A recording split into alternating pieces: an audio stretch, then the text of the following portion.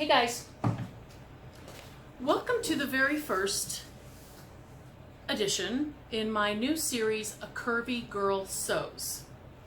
So I want to explore sewing for the curvy girl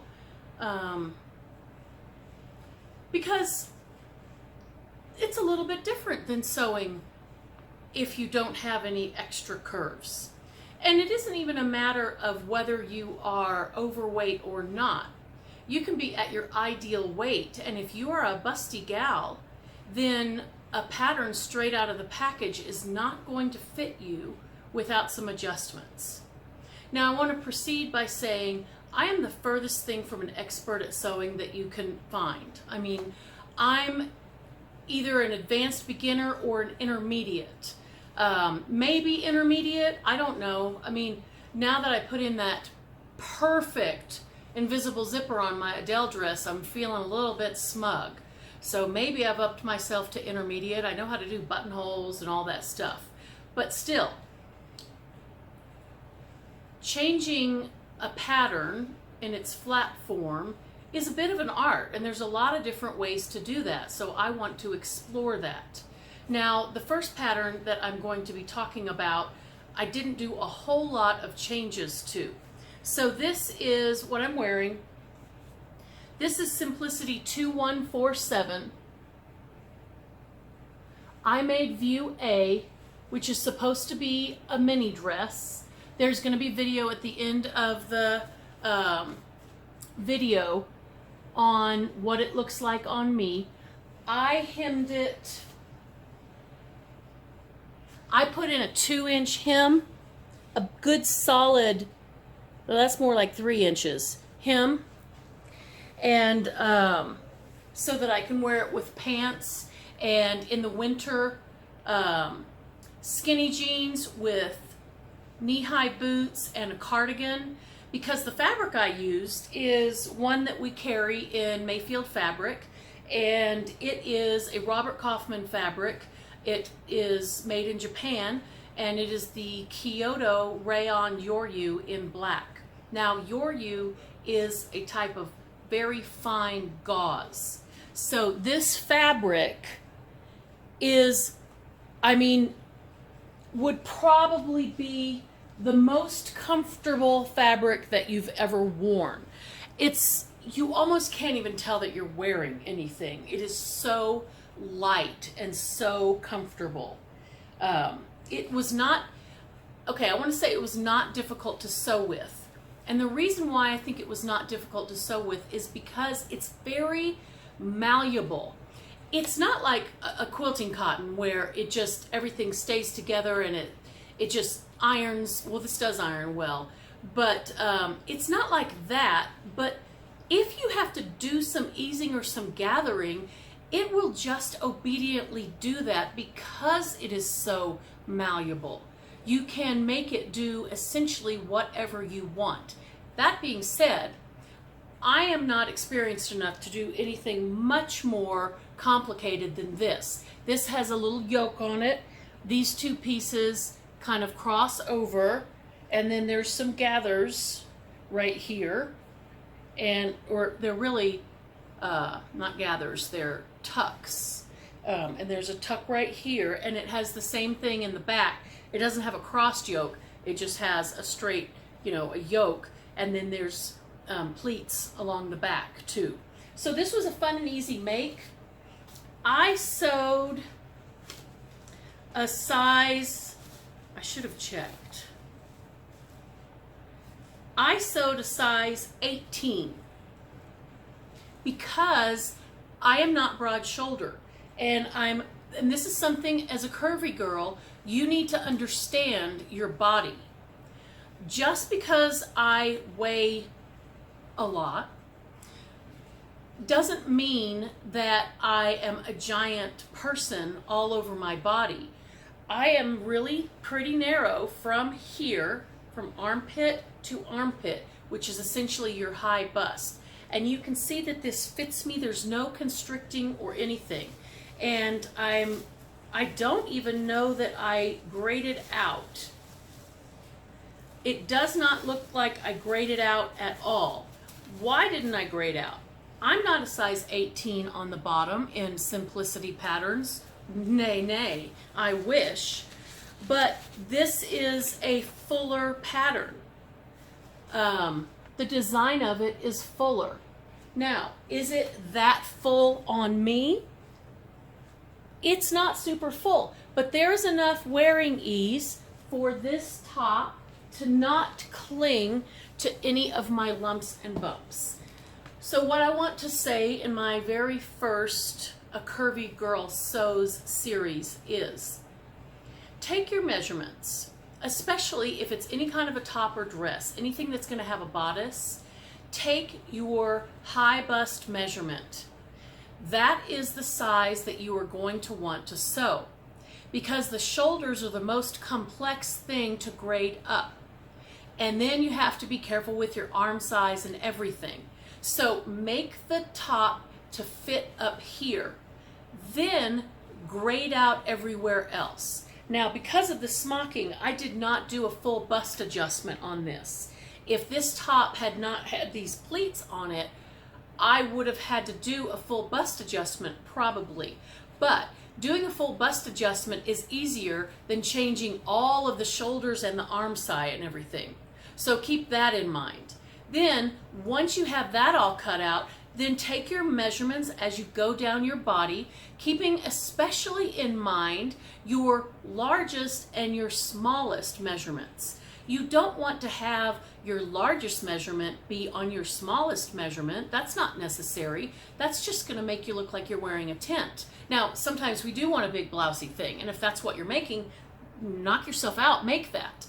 But if you want it to be more fitted, if the pattern is a more fitted style, you may be an 18 here, and you may be a 20 at your waist, and you may be a 22 at your hips. Don't be afraid to take those measurements and then compare them to the measurements on the pattern. Actually measure the pattern. So put your tape measure at the shoulder, your shoulder, measure down to your biggest part, figure out how long that is, how many inches that is. Then find out what the inches on your biggest part is, and then put your tape measure on the pattern piece, measure down to the inches of your biggest part, then measure across the width of the pattern piece to determine whether that pattern piece is going to cover you with wearing ease, or whether you are going to want to grade out to get a little more wearing ease. Now that's all I want to talk to you about today. I don't want to make it too complicated. I will tell you, whoopsie, almost knocked this over. I will tell you that this is the pattern that I am working on next. And this is very easy, very Vogue, 8815. I've already made one of these. I made this one, but I put this high-low hem on it, and I love that top. This might be the closest thing to a tried and true top that I have. So if you have this pattern and you want to do a sew along, I'll be probably uploading my finished version of this on next Friday or Saturday or Sunday. And if you let me know that you have sewn one and made a video to go along with it, I will link you and we can do a link party. You can link me and I can link you, and that way everybody who is considering making this, all they have to do is fall upon one of our videos, and then they can see what a variety of women look like in this pattern and what kinds of fabric they chose. Both of mine are made from vintage fabric. The first one that I made is made from, I would say, 80s fabric, and then the one that I'm sewing on now is probably from 2000 something, 2005-ish or thereabouts. And but this is a fun and easy pattern to make. Okay. I believe that is all that I have for you today. Oh, do you want to see a couple of pieces of vintage fabric before we run out of time? I'll show you this one. I almost took this one back because I fell in love with it immediately. And I fell in love with the color and the style of the art on it. But I was in a fabric buying frenzy. This happens to me. I bet it happens to you too. And I didn't realize until I got it home that this is a Christmas fabric. It's a gorgeous Christmas fabric. But there is a lot of it, and it is going in the store. This is not super old. This is from 2011. So not old at all. What does that make this? That makes this 7 years old. So it's Holiday Treasures by Jenny Beyer, RJR Fabrics, and it's just gorgeous. I absolutely love it. There's enough here for a big old dress. There's enough here for a mother-daughter dress. There's enough here for a husband and wife dress, shirt thing. There's a lot of fabric here. And if you like to get all dolled up for Christmas, this might be just the ticket for you. It is gorgeous. There's a big old hairball on it. All right, so there's that one. This one is also not vintage. I bought these because they're such high quality quilting fabrics. And the high quality quilting fabrics do make nice garments, okay? When people tell you to steer clear of quilting cottons, they're really referring to the very stiff quilting cottons that you can get at some of the big box stores, okay? These fabrics are the kinds of fabrics that you can get at independent quilt shops where they are selling very high quality quilting cottons that range in price from $9 to $15 or $16.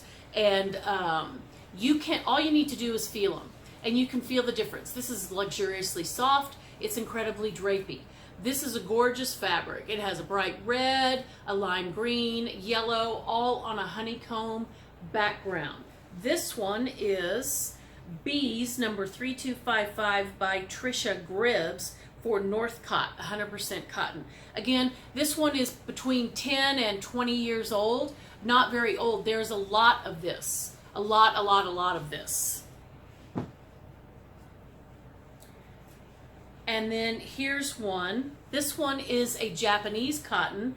This one is it's called Felicity by Sentimental Studios for Moda, modafabrics.com, made in Japan, 100% cotton. This would make a beautiful 50s style dress or a box pleated skirt.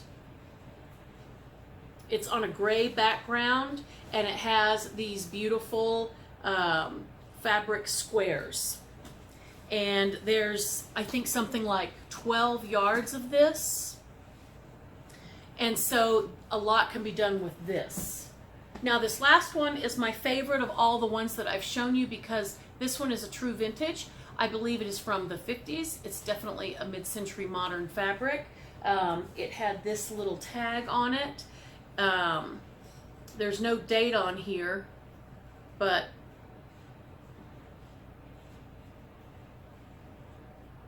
just this cool little tag.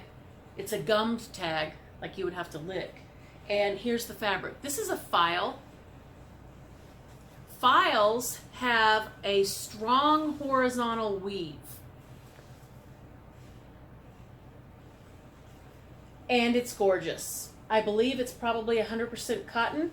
And this is a very obviously mid-century print. And we have close to 3 yards to work with here. So enough for a dress. It is narrow. It's 36 inches wide. But this one is gorgeous. And it will probably be more than my average $5 per yard. My cotton fabrics that may not be super old, at the store we charge about $5 for those per yard. This one will be higher than that because this is a valuable vintage fabric. So thank you for stopping by. I hope you enjoyed my first edition of A Curvy Girl Sews. I'm going to get into more details on that, how I measure myself, how I decide what patterns to make, how I decide what size pattern to make. All of that will be coming. I'll be doing one every single week. I hope you stop by again soon. Take care.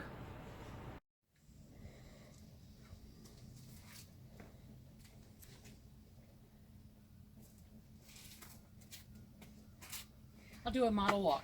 How do they do it? I think it looks like that. Is that it? You need Is that good, Lee? You want me to try again? Okay, wait, no. You need they your go like farmer this. boots on.